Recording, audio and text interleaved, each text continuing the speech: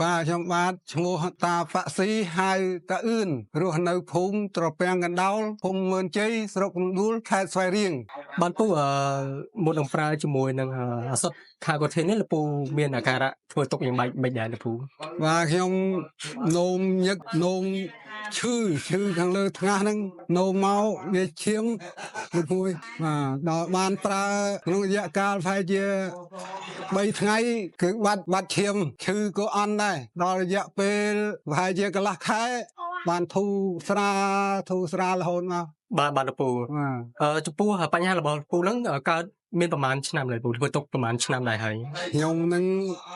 មួយឆ្នាំជាងហ่ะមើលដល់កូនឈឺយ៉ាប់មើលកូនខ្លួនឯងទុកសិនចេះតែធ្វើទុកយ៉ាងម៉េចដែរលោកពូពាក់ព័ន្ធនឹងបញ្ហារងនោមហ្នឹងវាឈឺលើថ្ងាសតឹងណែនហ្មងហើយនោមមកក៏ឈឺហើយនោមញាប់ថាដូចថានោមវាមិនអស់លោកគ្រូនោមវាមិនអស់នោមតអញ្ចឹងទៅលេខទៀតទៅសម្រាប់មកផ្លែតហ្នឹងបាន5នាទីទេនោមលេខទៀតដល់មកយប់ឡើងទៅនោមមានបានដេកបានពួនទេបើយប់ប្រហែលជាប្រហែលដងដែរលោកពូការរ៉ាត់ហ្នឹងនោមញឹក10លើលោកគ្រូ10លើថាគ្នាបានដេកថាគ្នាបានដេកទេតាបាទលោកពូអញ្ចឹងលោកពូតាំងពីបានប្រើជាមួយ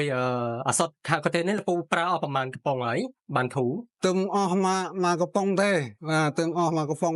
ការធូរហ្នឹងធូរបានទៅលើអីខ្លះលោកពូខ្ញុំប្រើតែមកមុខធូរអាលើថ្ងាសហ្នឹងក៏ធូរអានោមញាប់ហ្នឹងក៏អន់បា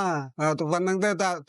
តឹងលើថ្ងាសឈឺលើថ្ងាសនោមញាប់ហ្នឹងវាធូរបាន70%ហើយ